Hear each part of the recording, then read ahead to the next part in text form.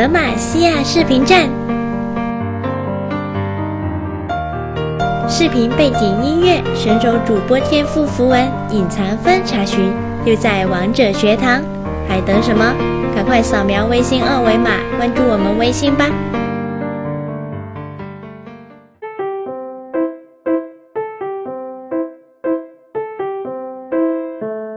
喜欢猫咪的你，就来关注我们微信吧。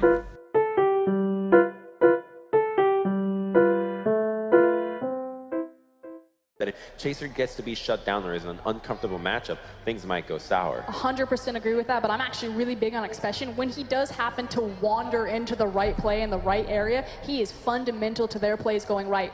Very high mechanical ceiling, and he can certainly punish MMD. Yeah, first time we see the flash rolls, and they do have blue side and first pick here in the side to ban out Jace, Ashe, and Lee Sin. And then Syndra and Ryze very standard coming out of Longzhu, waiting for ban number 3. Completely understandable. You want to ban the Jace on blue side if you don't feel comfortable giving that carry pick to your top laner. MD most likely going to be playing a tank role, so it makes no sense to wait for Longzhu to ban it as they'll expect it in the Soul. We've seen what Maple does with Aurelion. That's true. I like the fact that they didn't ban the Nidalee, so you still have 2 high priority junglers available to you. We know that Chaser has both of them in the wheelhouse, and that's Olaf and it's Nidalee, and now it comes to the decision for Karsa. Which one are we going to prioritize? Yeah, we've seen a lot of emphasis on Olaf so far in the tournament, and of course Lee Sin and Nidalee if it was open, and here it is being first picked away for the Flash Wolves. It also leaves some power picks open that we haven't seen that much of. Karma is open for a change here as well for the teams. Well, thank goodness the Nidalee comes through. It was a little monotone seeing so much Olaf at pick that really doesn't have a whole lot of skill to it as opposed to the Nid. And this is the big question that we have for 6.21, you know, with the nerfs coming into Nidalee, hitting her Cougar cooldowns across the board as well as toning down that Primal Surge. Would that solidify Olaf as kind of the top tier jungler? And so far at IEM, yes. Has definitely shown won a lot of matches. Poppy and the Karma as coming out for the side of Longzhu, and Poppy pretty standard there. What are the Flash Wolves going to reply with? So the Wolves will most likely take something around bottom lane or maybe the top lane. What's really expected here is Longzhu to save their mid lane for last pick so that you have a Karma as a possible flex pick, and you know exactly what the Flash Wolves will be running before you put Frozen to a matchup that is most likely going to be in favor of Maple. I actually really love this second rotation from Longzhu. The fact that they've already seen the Nidalee, so they know that the Olaf isn't coming, and they prioritize grabbing the Poppy in tandem with it. I love that they're not giving away any of their disengage options. And those 2 picks are fantastic against Nidalee. Not only can you stop her jumping in with a steadfast presence on Poppy, but Karma can speed you away from her so that you don't get that gap closer, and the shields are really helpful, and we see that pick of the Varus coming through, and that's most likely a mid laner, but we have seen people try Varus in the bottom lane. That is most certainly a possibility. And L famously as well, so we will see what happens and where they decide to take that, possibly in the middle. And the Gnar is also a pick that we haven't seen. Of course, the Jace is banned out, the Poppy is picked, so it is an option. Well, NL will be very proud, as most likely has been teaching Double Reds how to run the Varus in the bottom lane, but they have run it to success in the past, so they are most likely quite experienced, and it's just throwing a curveball towards Longzhu in the sense that you need to make your picks understanding that this is a blind or a flex. What do you think of the Elise? I actually really like the fact that Chaser is prioritizing more of a dive style champion. Not that, you know, an Olaf, he comes in with Ragnarok, but he can't dive you effectively, but obviously your ability to juggle the tower aggro with Elise's Repel, the fact that that works in tandem with Poppy really well for her dive potential, I just think it makes the threat of a dive, even against the likes of a Gnar, very possible, as long as they're aware of that Mega Gnar. And it's a super strong skirmish composition from Longzhu already. You can catch people out with most of your picks, and there's so much damage that it's relatively simple to go on single targets. Unfortunately, when it comes down to an actual team fight, if the Flash Wolves are to lock in that victor, the AoE is going to be just absolutely grandiose. I love the fact that you use the word pick, because again, both these teams really struggle in late game decision making, and you know what makes that really easy? Set up vision, stand in a bush, someone walks into a cocoon, you get a 4v5, you immediately turn into a Baron. Yeah, we saw yesterday that Longzhu, even though the objective decision making sometimes faltered, when they got in those skirmishes, those team fights were where they were really doing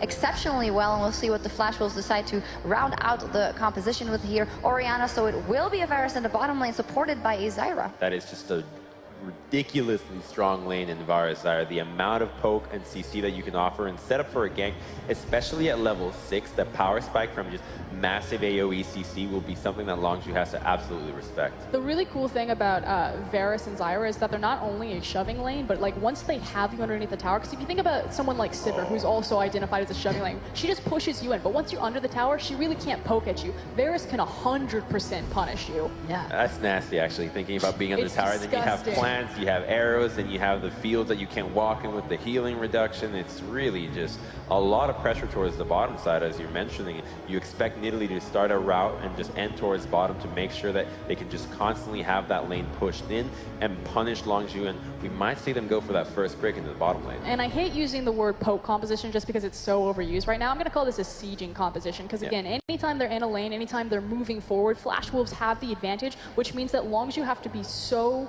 diligent about setting up flanking vision. Now, they do have a lot of CC in their favor. Like, if they ever want to contest the Flash Wolves, they can step back, they can open up that curtain call and just try to run them down simply because they don't have a ton of disengage. Their primary disengage is actually just the Zyra ultimate for zoning. We'll see what happens. We got the team composition on our plate for game 1, so let's check in with our amazing casters. Thank you very much, Shocks. Welcome back, guys, for our second semifinal. We have Flash Wolves versus Longzhu. So, I mean, Papa's with you and I are both casting in Korea, but Daniel and I, we go back to the LMS Split finals, summer and regional. So I don't really know which side I want to lean to here. It's basically a win-win for me, I think. I mean, have to say that. The split allegiance is one thing, but I'm split on who will take this game just because Flash Wolves, again, the prep for Worlds, they looked really good. The early game, they looked good, but then they lacked the decision-making. You can say the same thing about Longzhu. The talent on both sides, there are great players on both sides. So really, coming forward with no extra information about these two squads into this series, the only thing you can really take is that Longzhu improved appreciably from Game 1 to Game 2. And Game 2, Longzhu, to me, can stand up to the Flash Wolves, but can they keep that up for a full best of 3? The potential is definitely there. Personally, I'm really excited to see how this jungle matchup unfolds. Chaser, of course, has so many ups and downs, very frequently just powerhouse jungler. It's a similar story for Karsa. This guy in Nidalee should be an absolute terror, but we're going to have to see how hard some of those Nidalee nerfs hit him, and if he's going to be playing up to form, how he's going to interact with, for instance, Double Red, now present in the bot lane, or MMD, who has been a question mark on the top side of the map. Yeah, I mean, I was kind of surprised that we saw MMD coming back in. Really thought it was going to be Rins, that rookie. But they decided to go with the top laner that they've had since their summer finals last year. I think I really do start to understand. I mean, the EDG were talking about not running 2 rookies, or at least 2 rookies on the world stage over at Worlds this year. And I can understand, put in 1 rookie, evaluate his performance as a single player, and then go from there when it comes to adding a potential second rookie to a team. Sure. That does make sense. Double Red, though, already gonna be off to a bad start. Looks like he might have to save the summoners. No, he's not gonna be able to. Flashes the wall. Isn't enough to kill him. Has that shield coming through.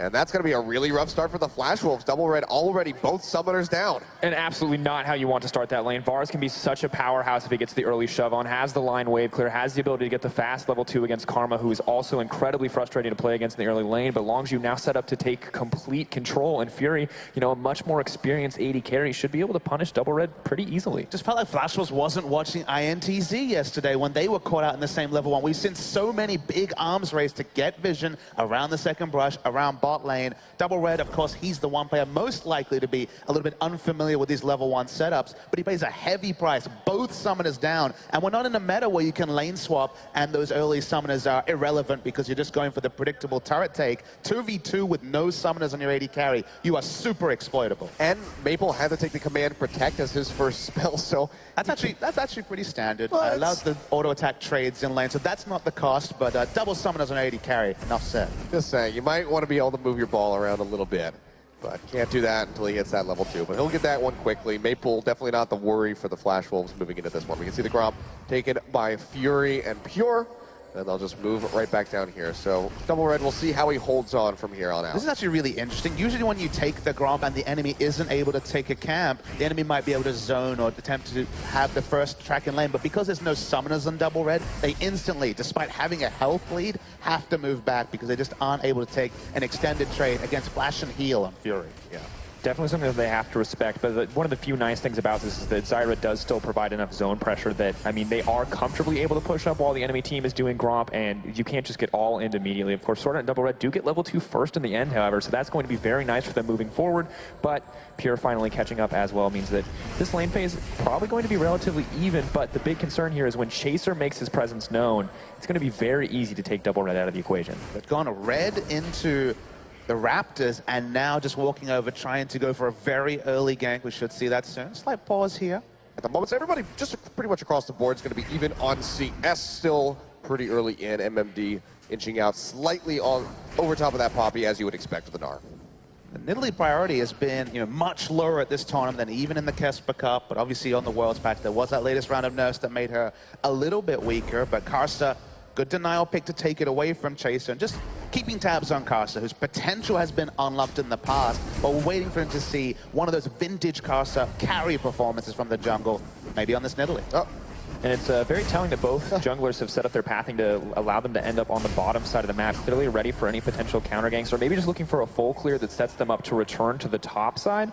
But as we enter to another brief pause, I'm really wondering where the pressure is going to show up for these guys, because with Elise especially, she has so much early game power and ganks due to the CC she provides, where yes, Nidalee has insane damage, but it's going to be difficult to set up a gank on a mini Gnar lane, for example, or an Orianna lane, where she doesn't really have exceptional ways to disrupt Victor or Poppy. And even though we're getting a second pause before 3.5 minutes, there is actually one interesting pathing decision that was made. After getting double summoners down bot, Chaser went red buff into Raptors, into killing the Scuttle Crab at level 2. It wasn't level 3, didn't have access to all 3 abilities to look for a gank. The theory there is because double summoners are down, you can expect Flash Wolves to path around bot because they know that Elise plus no summoners on the enemy AD carry equals a very likely kill. Therefore, go for the defensive vision, spot out the Nidalee if the Nidalee's going to come for a potential counter gank or gank around bot. And it's using the information long as you got, despite having an advantage, making the enemy jungler predictable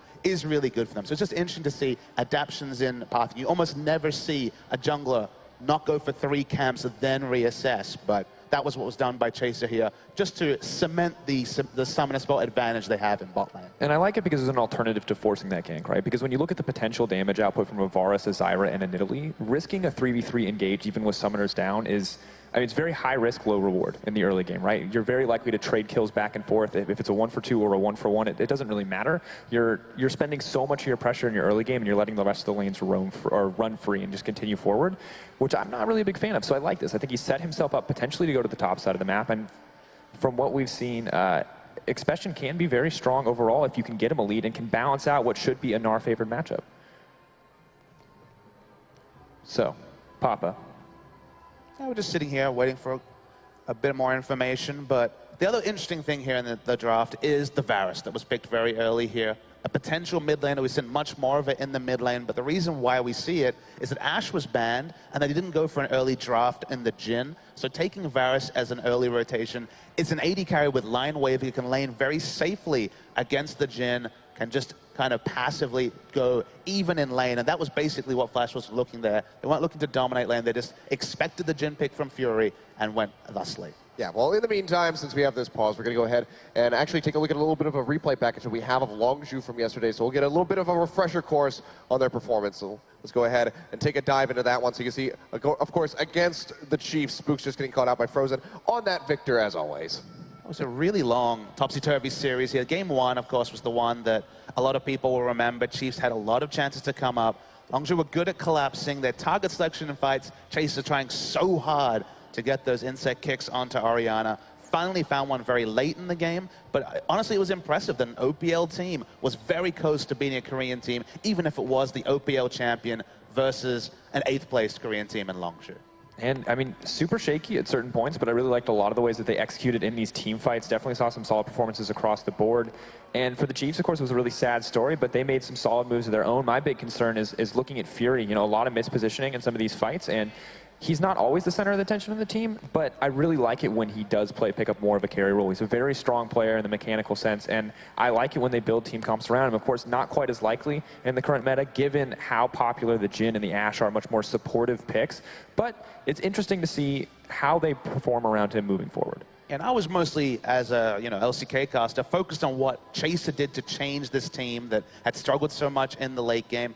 I felt that their late game shot calling was better. Of course, sliding scales, their late game has been pretty atrocious for the longest time, but Chaser is known to be a shot calling voice, and his voice added much more than it took away in this particular series. It's sad not to see Crash, who goes from being one of the best mechanical players and massive playmakers into kind of struggling in the late game.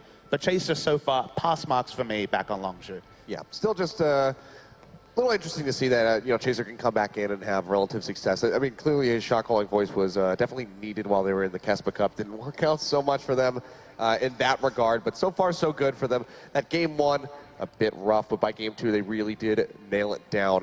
As we can see in here, Swiper just not really able to make it happen. Yeah, this was definitely, Swiper. Been behind. He's no Visit Chachi. Coming against double Magic resist, double Mormal Mordius, Locker. This was definitely too late for Swiper. His teleport use let him down quite a bit in that series, but a competitive series nonetheless for the Chiefs overall. Yeah, especially from Swiffer, who had a pretty strong performance, especially on the Orianna as he gets annihilated right there. But there were times, that's all right. But look at that, we got our game up and running, ladies and gentlemen. So let's go ahead and get right back in.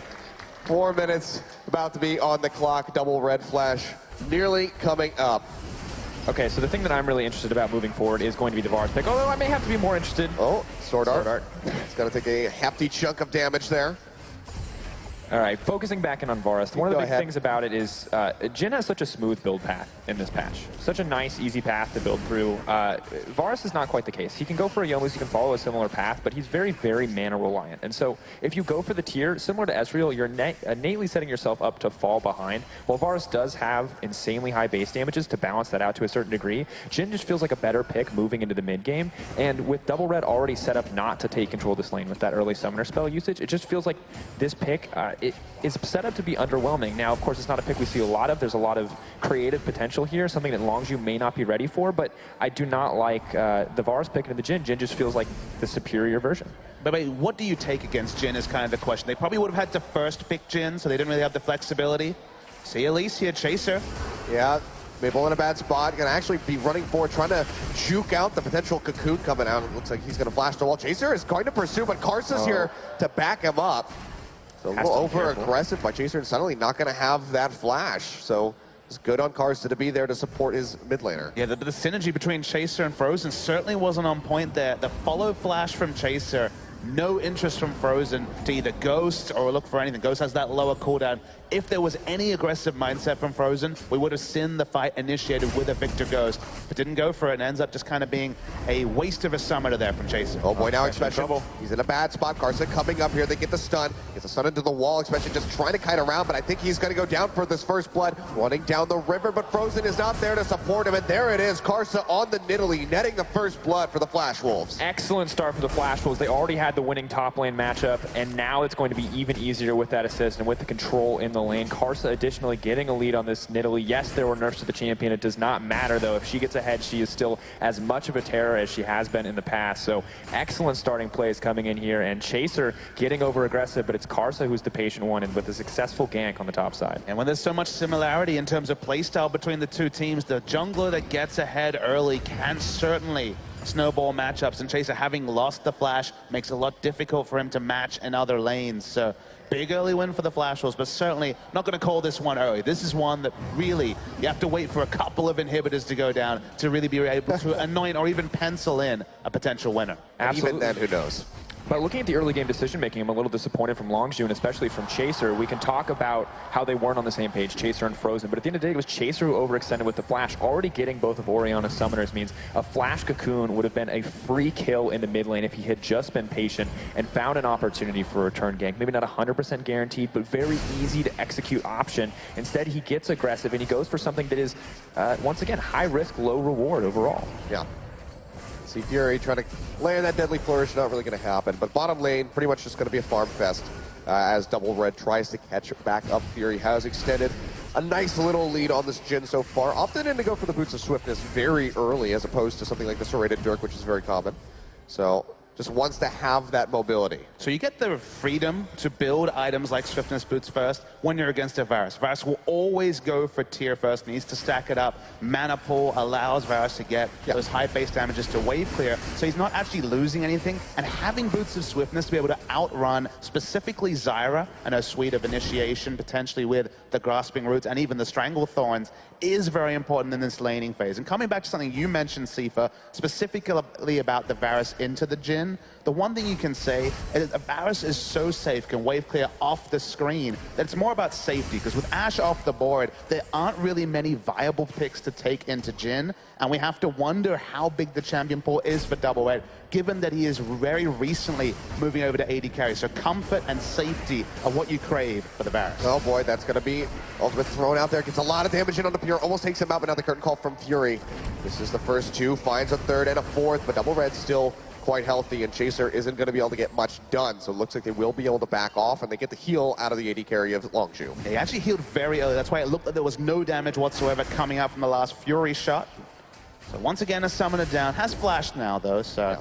And of course, good to stay at higher health. Do not want to get at that execution percentage, or any lower you get, the more damage you're going to take. Heals up, ensures that he's not going to take anything greater, allows him to stay in lane and continue to apply pressure, but it's Karsa now who we have to keep our eyes on. Yeah, he's got the red buff, so he can slow him up. He's going to throw in that one auto attack. Knows that Chaser is still probably somewhere nearby, so they're going to start peeling back. Just get a little bit of damage in onto the turret, but overall, Flash Wolf's not going to gain much ground. It just so happened that Victor was walking over for the blue buff transfer, so he was going to be first to a rotation. Smart of them to back away. No future kills coming out for the Flash Wolves, but laning phase will continue, and Karsa continues his invading. Yep, standing on a ward though, so they'll see both Karsa and Maple, and of course the Wolf Spirit there to back him up. We'll be having that pretty soon in competitive play anymore. And Longzhu, of course, just do not have the resources to stop this push from happening. They're not going to be able to clear it out entirely at this stage without another wave to back them up, but they do not have any more members of their team to help defend. And the Zyra wave clear, while pretty reasonable with the plants, is just not enough to stop a ton of damage going onto this turret. It looks like Flash Wolves might just straight up go for first brick here, despite the fact that it's a little bit of a risky move. They're going to have it. There's no one really nearby. Chaser's up in the river. They're going to throw down the Stranglethorns. Not going to be able to get the knockup, but it doesn't matter. Karsa still walks away with a second kill, taking down Pure. And Chaser just not providing any pressure on the bot side after that earlier botched gank. Goes to the top side of the map, had actually recalled subsequently, and there was just no one there to relieve pressure for the bot lane. They're going to even lose further minion waves. They can't enter lane here, Longzhu. Fury's already backed, so Longzhu, macro-wise, really passing advantage after advantage over to Flash Wolf. And between first brick and 2 kills, this is a brutal deficit to be at in the early game. This is going to extend to about 2 or almost 3K very early on, only 10 minutes in. On top of that, Double Red's ult comes up again. So if they want to return to bot lane, or if Double Red wants to go top, they have excellent setup to take another tower. Poppy is not going to be safe up there. So Flash Wolf's absolutely in control of this game, and Chaser just making moves here, building aggressively, but not getting anything out of it. And we gloss over the fact that Double Red got solo first pick, 650 gold. The bounty from that went back, bought a serrated Dirk, isn't even rushing towards finishing his tier into the Mana Moons. Are going to be a big trading advantage here to match what Fury was putting together. So that big hump, you know, the 700 plus gold you spend on tier is now answered by the first brick, and he's actually able to match combat stats with Fury.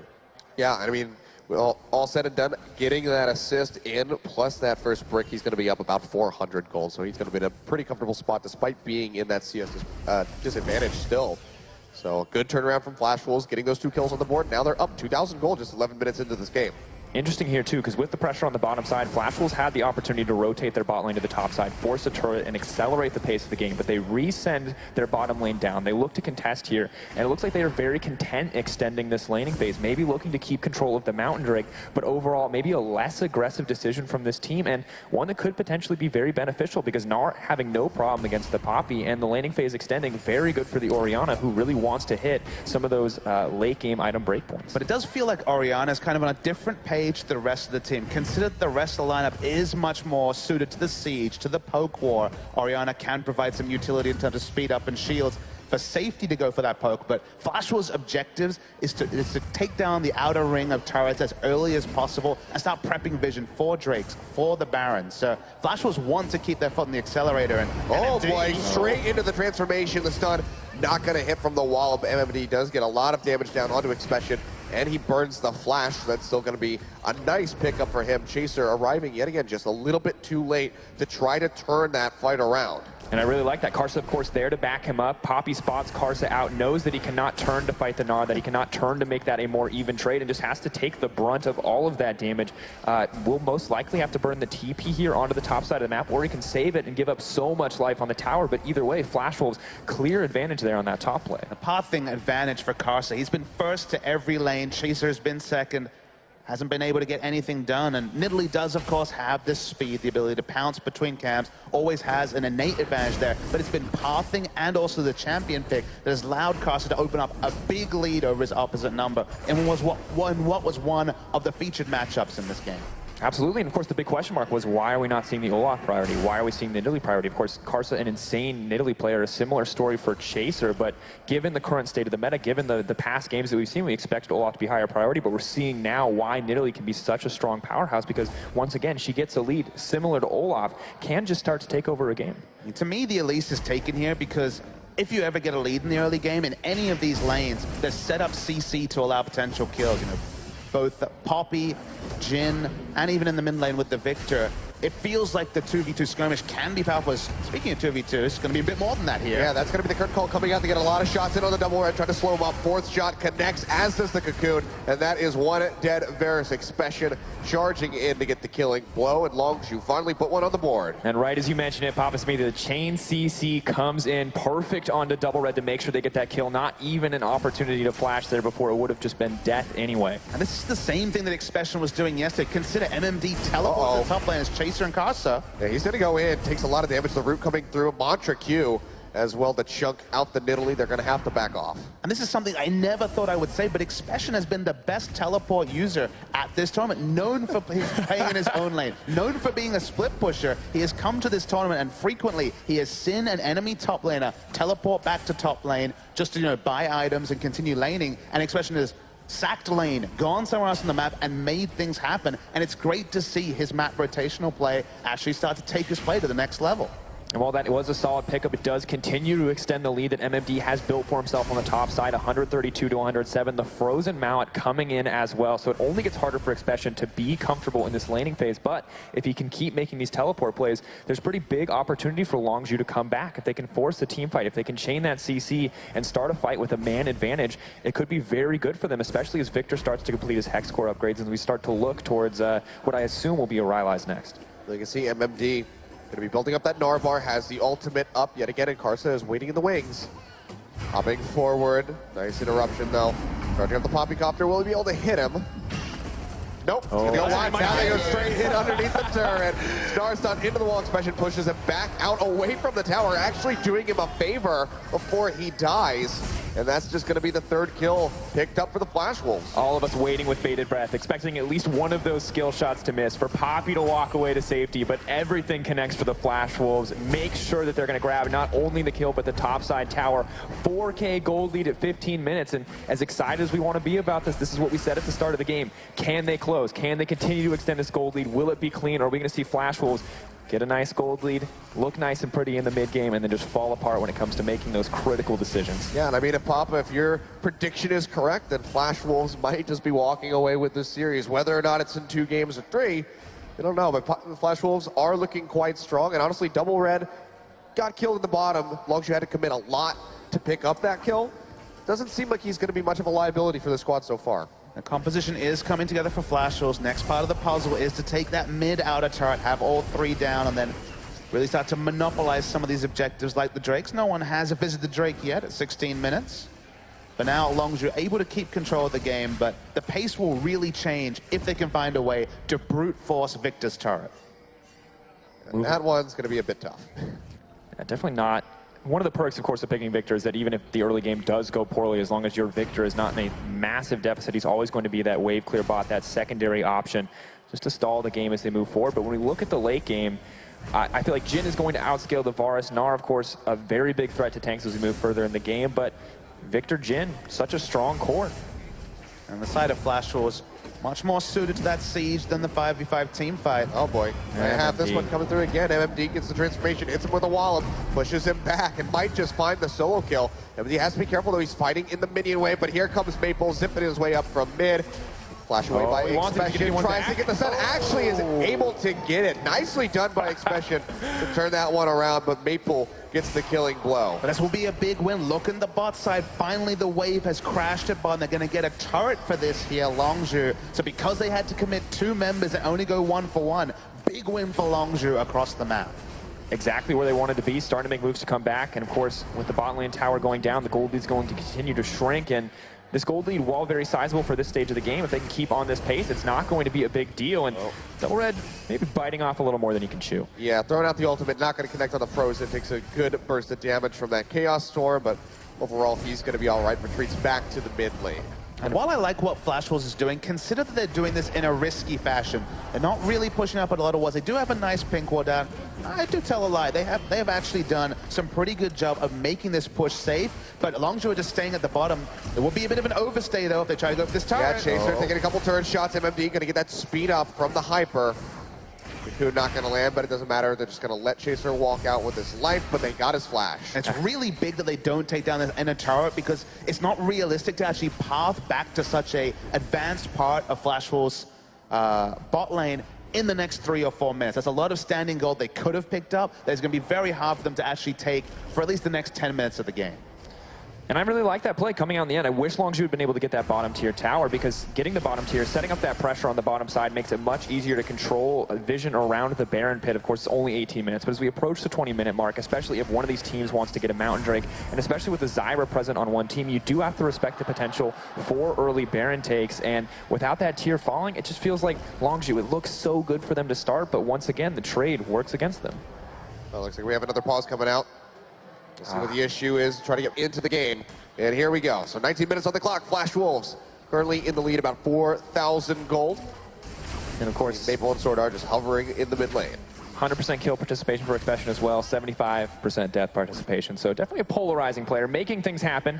Maybe not always in favor of Longzhu, sadly, but as we move out of the laning phase, if Chaser can get a pick here. Oh yeah, Karsa gets rooted out by the Cocoon and the Deadly Flourish, and he gets taken out. Fury finding a kill. Shockwave does connect. A little bit missed time to get Chaser though, but it doesn't matter. Pure, he still is quite squishy on that Karma. He's gonna get taken down. Maple finds a kill.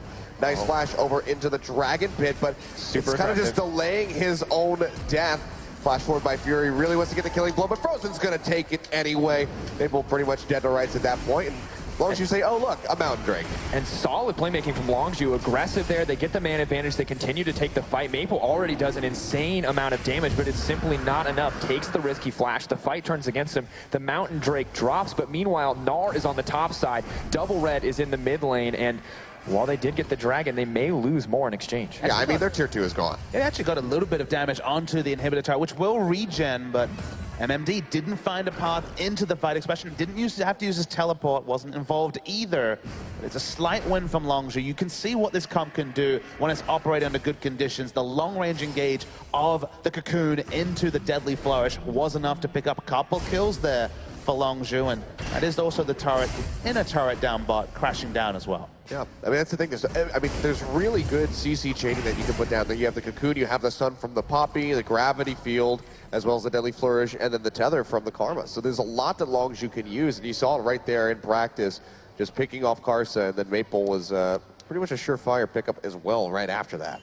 Of course, as we move forward with the Black Cleaver finished on Gnar, it's going to get harder and harder for Poppy to sit comfortably in that lane. Not that she's not already cowering under that. She's pretty uncomfortable. Yeah. But we can take a look at this one again, and the perfect chain CC that comes in here is excellent. And on top of that, Karsa, one of the few vulnerabilities of Nidalee is if you ever tank any of that CC, you're pretty much dead to rights. Now, the use of the ultimates here, I think a little over-aggressive. Yes, Maple does grab the kill, but the most he's setting up for there is a 1-for-1 trade. He's not setting up for a 1-team fight and doesn't respect the potential, I think, for the rest of Longzhu to be waiting in the wings. Well, I mean, it was a bit of a missed timing as well. He wanted to catch Chaser coming down from the rappel, maybe get a double kill. For Flash Wolves to close this one out. Yeah, seems like Karsa was having some connectivity issues, but we got him back into the game. And we will see what his next move is going to be. Already, just got caught out, suffered his first death. Doesn't want that to happen again. Really have a hard-fought battle over that ward brush. All in all, Flash Wolves will come out on top. It's not going to gain them a whole lot at this point. 22 minutes, very early for either of these teams to even think about going to Baron. Thing to take away as a viewer is the longer the game goes, on balance, Orianna accepted, things look better and better for Longzhu. The late game seems to favor them in terms of composition. So all you can say is if we just keep trading farm, things are pretty happy for Longzhu. Oh boy, Maple taking these curtain call shots. Last one isn't going to land. Meanwhile, up in the top lane, Karsa finding a kill on a Frozen, who's clearing out the waves but pushed way too far forward. Doesn't have that tier 2 turret, gets caught all on his lonesome by 3 members, and he goes down. And if Flash Wolves don't commit to going towards this inhibitor turret, of course, it's a very difficult objective to rush down. Longzhu may get a free mid lane turret. As I say that, they all back away. No free objectives, just a single kill over to Flash Wolves. Yeah, had to be worried about that collapse coming down from Flash Wolves. Yeah, good use of the Defiance from Pierre to make sure the team could get out in that situation. Have to be careful here, have to respect, but Flash Wolves, as a result, now should be able to take down this mid lane turret. There's not a lot of wave killer left, and with Karsa throwing spears and hitting spears over the side of that wall, it's going to be very difficult. But MMD going in. Yeah, using the last second of his Mega Gnar to get that stun into the wall, but now might have bitten off more than he can shoot, trying to kite back and use that boomerang to slow up as much as he can. But Chaser and Expression are both hot on his heels. The flash for the Cocoon, not gonna land, but Expression is cutting him off on the other side. It's gonna take some fancy footwork from MMD if he's gonna make it out of Pure. We'll have to check back in with him. Looks like he's getting pinched down, but the turret does fall. Chaser and Expression both gonna come in. One hit there. It's gonna be the Cocoon to lock him up, and it was gonna be the solo kill in the end, going over to the Elise. It's a heavy price to play. They actually lose the mid lane outer turret, which they've been so good at defending for the first 20 minutes of the game. Will this be enough for that aggressive vision to come in for Flash Wolves, for the Baron setups to start for Flash Wolves? Because finally, the outer ring of turrets has been pierced. Now Longzhu now pushing down the mid lane despite Flash Wolves, they have this 20-second window where Flash Wolves do not have 5 members. They can look to force something more aggressive, but Longzhu not getting aggressive here. I think this is Longzhu's opportunity to get some of that vision back. And Flash Wolves, yes, the towers are now broken down. They have actually great vision in the jungle, but is this when they're going to start baiting the Barons? The blue trinkets are out for the side of Longzhu. Then with both down, this is the perfect setup opportunity. They have Nidalee. They have the ability to rip this Baron, especially with the blight stacks from Varus.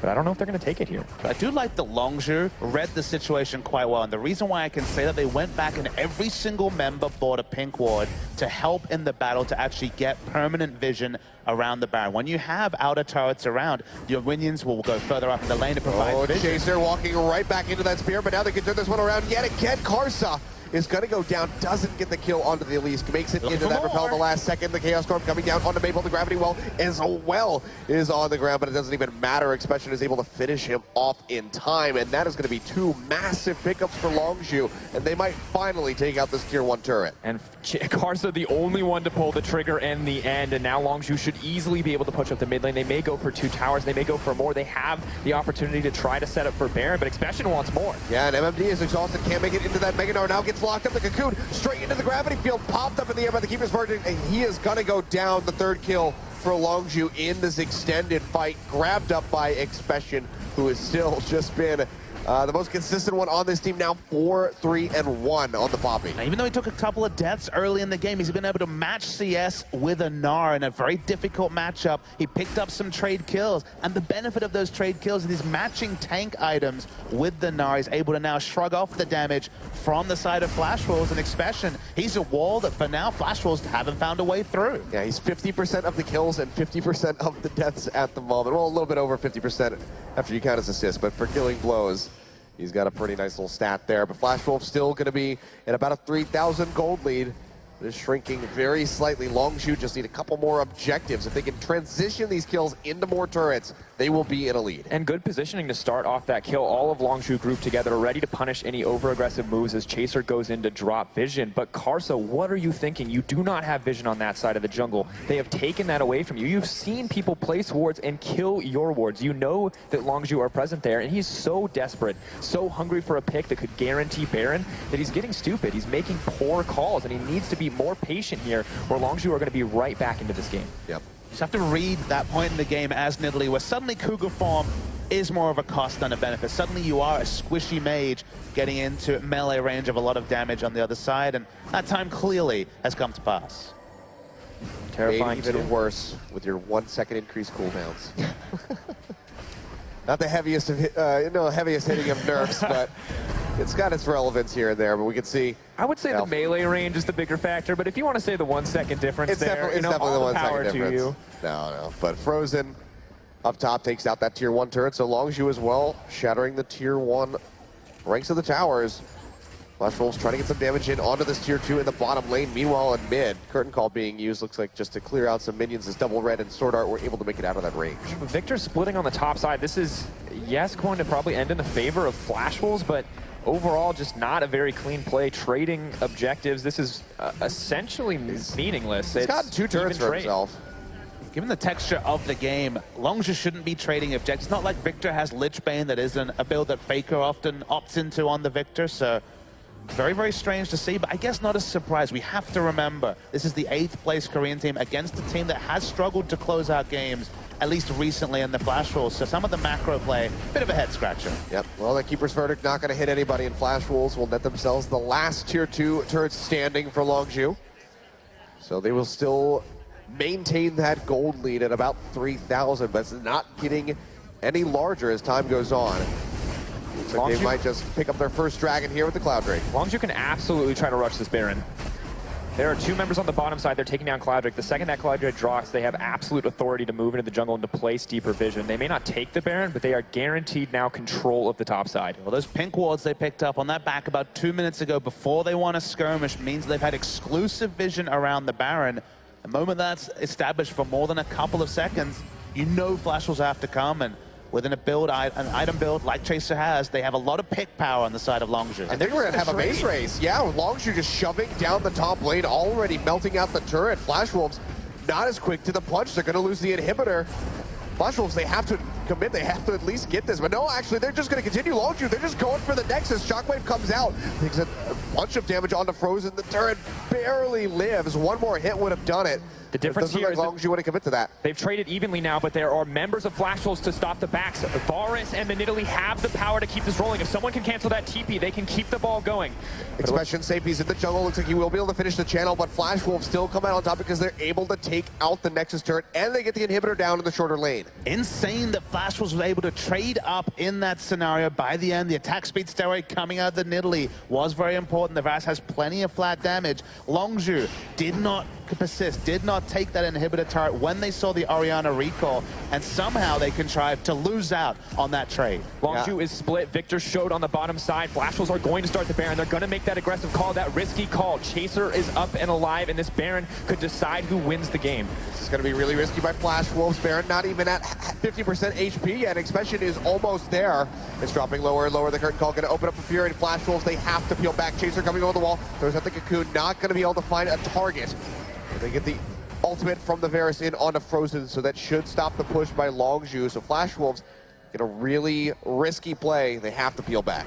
Super Minion Wave pushing in the mid lane. Longzhu cannot afford to tally, and they are immediately going to start on the Baron. This is an aggressive call. Flash Wolves are not going to let it happen.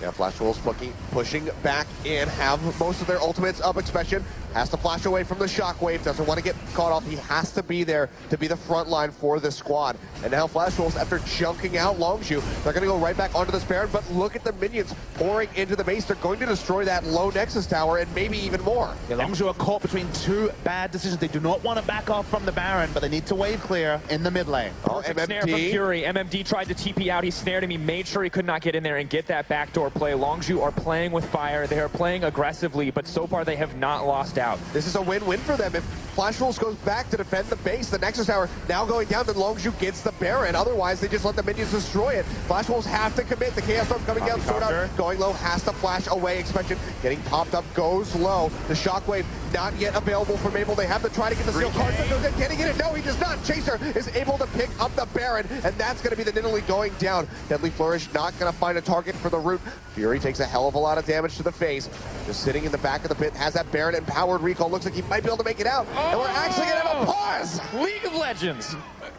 Try to make some sense out of this. So, Papa, you said that this was pretty much the right call from Longzhu. Just because of that exposed inhibitor, it felt like they had to go for something. They couldn't back away from this particular scenario. So we're able to watch it. Longzhu commit. They're like, okay, we're in position now. We have ward control now, but if we back away, this game could quickly slip out of our fingers, and that's why they brute force Baron. They also have the benefit of, especially with 3 tank items, being able to tank the Baron without too much cost.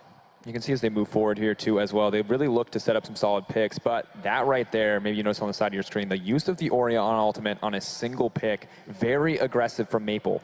On the one hand, I like that he's willing to use it so freely. He's not afraid to just set that up, but in the coming team fight, that not being there, not having access to that ultimate, changes the course of the fight. And so much of this fight is about minion waves, the crucial interrupt by Fury to stop MMD from just taking down multiple turrets and potentially forcing the hand of Longzhu to have to go for a late recall was consequential. But this game is being played on where the minions are at on the map. At this point, Flash Wolves don't have a big minion wave pushing against them. They do have a big minion wave pushing in, though, and that's why Longzhu has to brute force the Baron. And when we look back on this, it's really interesting how the cooldowns are used here. And you can see how quickly Longzhu moved for this. Chaser, if he is currently shot calling, clearly there's like, we're going, no questions asked. You can see a little hesitation there coming in from Fury and Pure, but at the end, it's a bold call, but I think it is the right one. Yeah, high risk, high reward kind of thing. Yeah, and playing on that, at least, you know, in that situation, at least Chaser knows that he has that execute on the Q, he has the smite, so it's easier to secure the Baron, but looks like the clock is ticking down. We should be getting back into the game momentarily. And it looks like both squads so far just going to be recalling back to base. Longzhu, of course, with that Baron-empowered recall, is going to help them get back to the Nexus and stop that from going down to those super All right, now remember, ladies and gentlemen, I know the pauses have been long. I know it's been an arduous game as a spectator, but remember that this is the game that is decided by one fight. Baron buff is backing up Longzhu. Flash Wolves have 2 Nexus tower downs and an open road down mid with no inhibitor to block them. Everything comes down to a single fight, a single engage. One mistake from either of these teams could end the game. Yep, but this is where Longzhu goes on the offensive. They're going to be shoving down this mid lane, looking to utilize this Baron buff that they've netted for themselves. You can see big wave stacked up, Cannon Minion ready to go. They're just going to go pushing straight onto this turret. There's really not much that Flash Wolves can do. MMD already turning into the Mega Gnar is going to be exhausted, doesn't have the teleport as it got interrupted by Fury in that Baron fight. Has to recall and come join his squad so they can try to hold on to this inhibitor turret. They have a massive wave building up in the top lane that's going to be pushing against them. So this could be a really odd spot for Flash Wolves to be in. But the Flash Wolves do have super minions in this lane they're pushing up, so it does match the Baron buff and the Banner of Command Smite coming there onto the Banner of Command tank minion. So it's going to be a slow push, but Longzhu, they've got the playmakers. They've got the likes of the Poppy. No members ejected though, so I don't think this is going to be an inhibitor turret for Longzhu. Yeah, just throwing out that ultimate, doesn't find anything, so Longzhu going to go ahead and at least peel back momentarily. They have to wait for more minions to come in. They have that wave starting to pressure. MMD going to go meet that one. Again, transforming into the Mega Gnar. So he will be exhausted yet again. Longzhu, they have to pick their fights around, you know, small cooldowns like that. Small things like the Gnar being able to transform. They're going to open up with a curtain call here. Trying to get some shots in. Fourth one, who's it going to be? Looks like MMD. No, it's going to go wide. Doesn't get a root off that deadly flourish. And Longzhu just not able to find an opening so they can get on top of that turret. Often those scenarios, the ultimate being channeled by the Jhin is enough for people to back away when you see the Poppy. But remember, Poppy had already used ult. There was not going to be any double tap Poppy knockup for them to respect. So with no future CC, they were able to stay strong, walk up, and not give away any free damage onto this outer mid lane turret here. Yeah, it's also Sword Art utilizing that locket, making sure that they had that shield so that whoever did get hit up by those curtain call shots didn't take too much damage and they could hold on. So you can see Banner of Command yet again being used.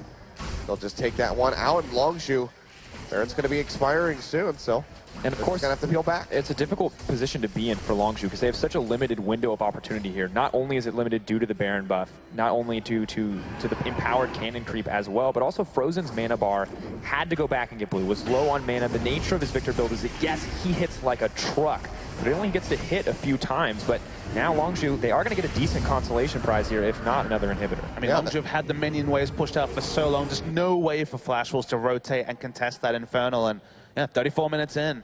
Extra 8% stats, very consequential. Frozen's got a lazy death cap on top of the perfect hex core and the Rylai's, so damage there going to be pretty insane from the Victor. I'm just happy we got an Infernal Drake. I don't think I've seen one so far at IEM when I'm casting. You get really upset about the Drakes, man. You are very attached to having like some high-powered Drake games. I just want to see a little diversity in the Drakes that spawn for me, okay? It's been Cloud and Ocean all day and then mountains here and there. Infernal, I just wanted to pop up. Now I'm happy, all right?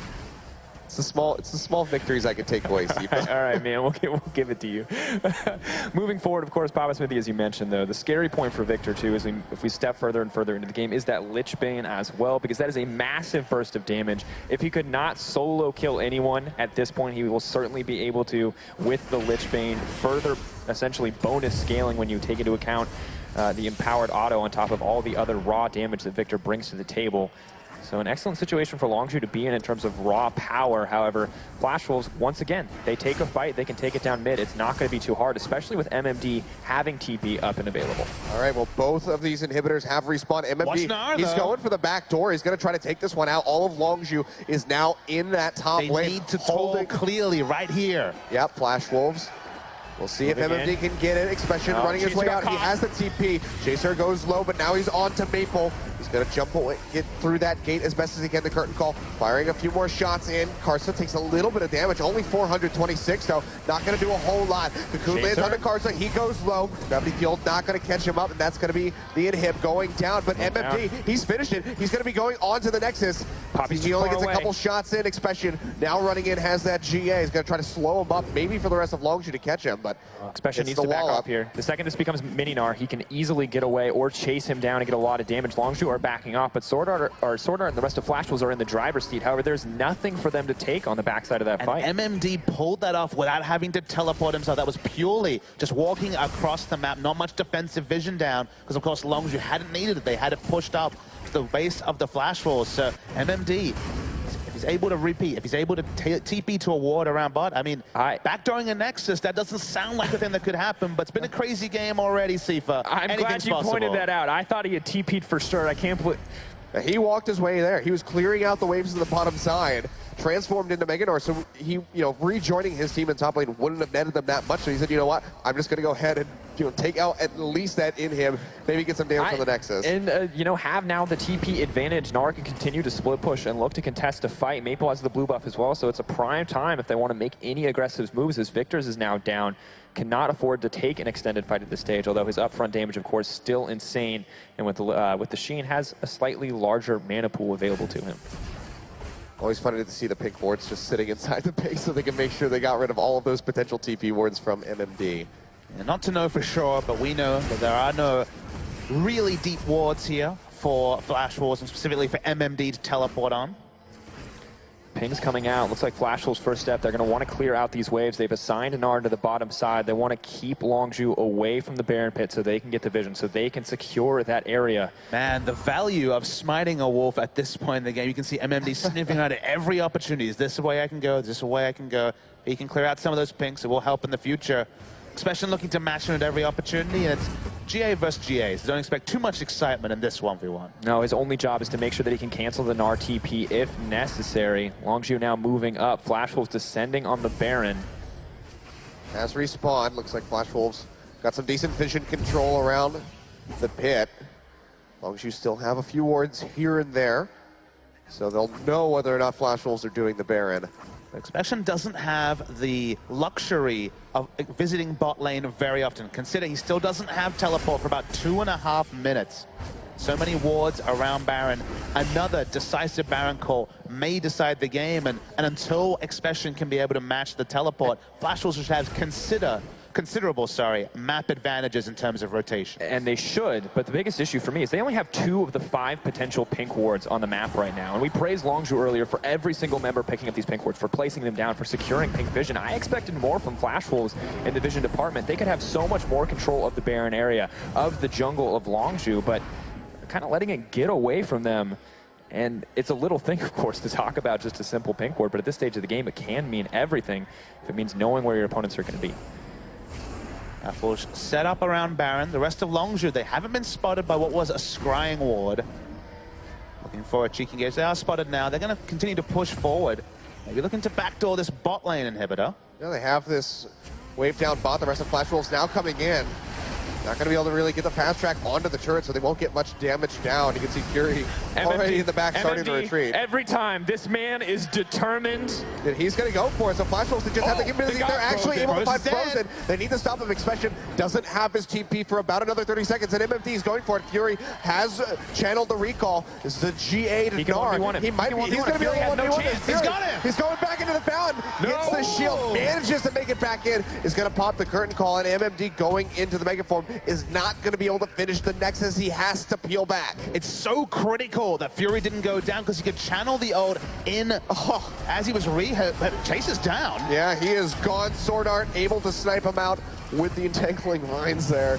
And now with the super creeps pushing in, MMD's here, still has the Guardian Angel up. It's 3 members It should be the brute force for Flash Wolves, though. Yeah, the Nexus is exposed. Flash Wolves just have to go for it. They have double red. Expression goes in, doesn't get the stun onto Maple, but he goes down with the rest of the team. Is going for the Nexus, and they're going to have it. 40 minutes, a plethora of pauses, but Flash Wolves take down Longju in game 1.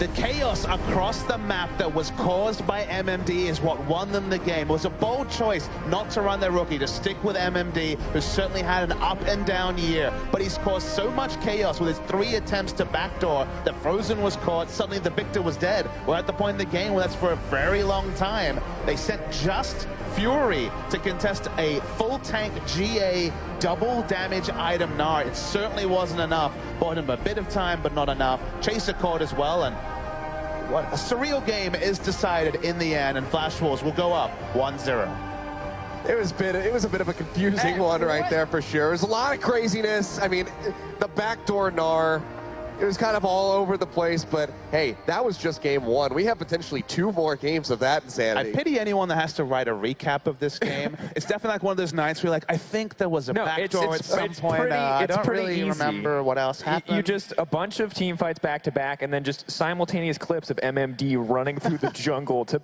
What was that game? That was a ridiculous way to close out. I don't know. Flash Wolves, this has not proven anything about their ability to close at all. This was absurd.